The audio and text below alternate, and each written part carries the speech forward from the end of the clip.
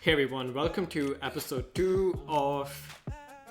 I don't have a name for this yet, but if you have any ideas, let me know. Welcome to episode 2. My name is Karan. I am a graduate software engineer in London, and this is my series documenting my next side project. So yeah, let's get started. My intention this week is to figure out what the purpose of this whole idea should be. I know in the previous video I vaguely mentioned that I'm trying to fix some problems in the student entrepreneurship space, but that's not very well defined at all. And in the past, I have tried a solution by matching student founders with other students who have the skills to help them out, but I don't necessarily know if that is the biggest problem that student entrepreneurs are facing, and I don't even know if that was the best way to solve that problem. So I'm going to scrap all my assumptions, start from scratch. And the way I'm going to do that is by speaking to student founders over the rest of this week. I'm also going to try to speak to people who have worked with student founders and just try to solicit opinions in terms of what's working, what isn't working, and then we're going to try to figure out some opportunities from that. I have already been doing some research, and I've struggled, to be honest, because all of these student-run businesses are just so different in their nature. Some are in healthcare, some are in the automotive industry.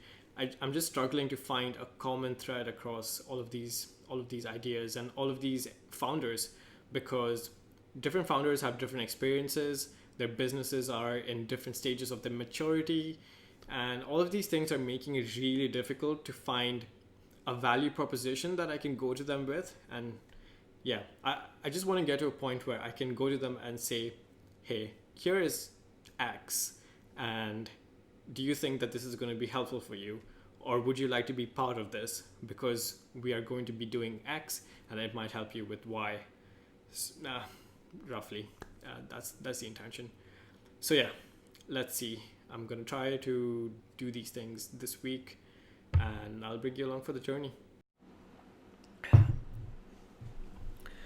Just in terms of the ideas that I've thought about so far that are completely untested and unconfirmed, but these are just hunches I have.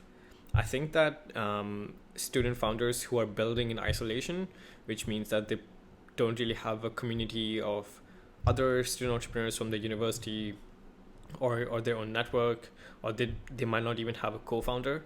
I feel like these people might struggle with I don't want to say inspiration, but just the accountability that comes with having a network of peers who you're sharing your progress and updates with. So that's one hunch I have that we might be able to solve, maybe by having weekly calls before the week starts, and these these founders just go around the room on a Zoom call and just state their goals for the week and share any potential blockers that they see from achieving those goals, and everybody can work together, chip in, support each other that way. That's idea one. Idea number two is, what was idea number two? Oh yes, idea number two was just helping younger entrepreneurs who haven't had a lot of experience yet with building their own thing, get mentorship or some coaching from more experienced student entrepreneurs.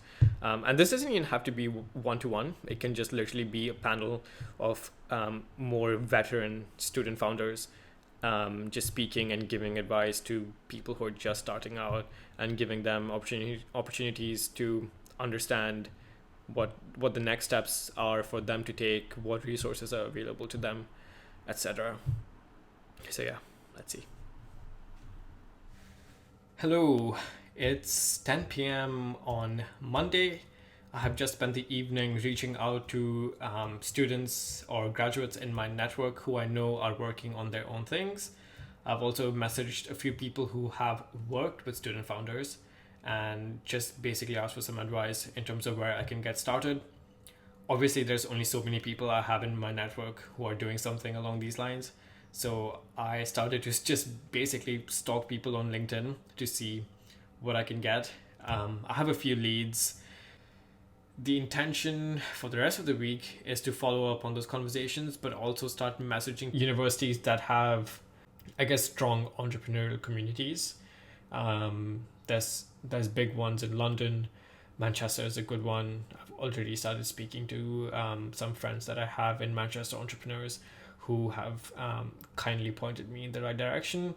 And yeah, I'm just gonna start reaching out to various societies across the country and then see where I get to from that. Another interesting thing I found was that when I was on LinkedIn looking for student founders in different societies or just connections that I found, they pretty much turned out to be men. Like I made a list of a few names, and when I look back at it, it was pretty much male. And yeah, it just made me realize that I need to consciously actually seek out diversity and not just go with the flow of what I get. I need to make a more active effort in terms of bringing in diversity. But yeah, keep you posted. After Monday, I was thinking about what my ask was going to be from the people that I have reached out to and that I am going to reach out to. I had some sort of a community in mind, maybe just getting people together in a Facebook group or on a Discord server or something along those lines.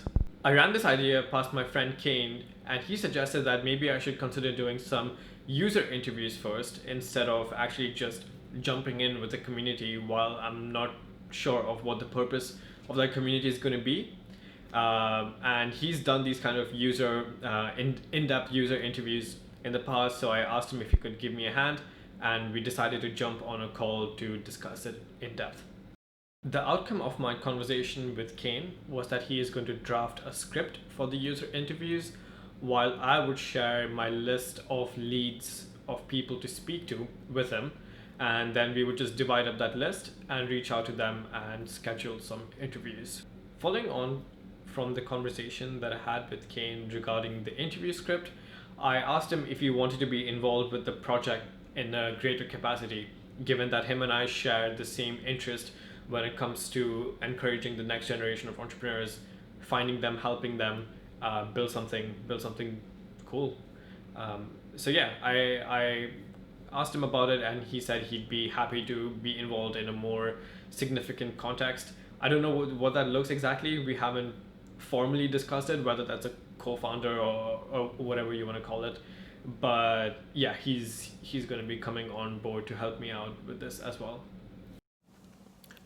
Hey guys, it's 11 p.m. on Thursday. I've just managed to find some time now to work on this project. What I'm doing right now is taking a look at the script there. You can see my iPad. I'm taking a look at the script that Kane's put together for the interviews. I'm just going through, adding my comments, and hopefully just making it better as I read through it. Not that Kane's work is bad. Anyways, good night. After I finished reviewing the script, I realized that we didn't actually share what the questions were and why we were asking them. So there's a link in the description if you want to actually go and check the script out. And here's a clip from Kane explaining why he phrased the questions the way he did. The main thing I was thinking about when putting the script together was really how can Karan and I have as meaningful and holistic and insightful a conversation as possible, right? How can we understand the problem space more? How can we start to understand our users more? And so asking a wide range of questions, things that span people's demographics to their university experiences to what they're actually doing with themselves and some of the problems that they're facing, will hopefully enable us to empathize and really get in the shoes of the people we're trying to serve. At the moment, Karan and I have a really strong vision and a strong mission, right? We know what direction we want to head in, roughly, but we don't know quite how to get there. We don't know what form our vision needs to take in the first instance. And so asking these questions and conducting these interviews will hopefully enable us to start to pinpoint some of the really important problem spaces and struggles that our users or potential users are facing, which will then in turn enable us to, as I said, cater for them as best as possible. By the end of the week, I only had one call scheduled, and this was with a friend of mine from high school who's working on his own business in Dubai. And the plan was that we will talk about his business and then we will jump into the interview. However, just catching up with him took such a long time, and then we started discussing about his business and got carried away that we never actually got to the interview part of it. So the expectation is that I can interview him next week and properly dedicate a time slot just to finish that off. So to wrap up the week, I found some student founders. I have a list of people I want to reach out to. I spoke to Kane about him coming on board on this idea with me. Kane also came up with a script for the user interviews. We reviewed and validated that script. Well, we didn't validate the script, we just reviewed the script. I almost had an interview. And yeah, that was pretty much it. It's not as much progress as I would have liked to make this week, but that's fine. Life happens. But yeah, the intention for next week is to actually get these interviews in, get them scheduled, and actually start collecting some valuable feedback and start analyzing to see if we can extract any key themes from them. All right, folks, thank you very much for watching. Please let me know if you have any feedback or any ideas. And yeah, that's it. I'll see you in the next one. Have a nice day.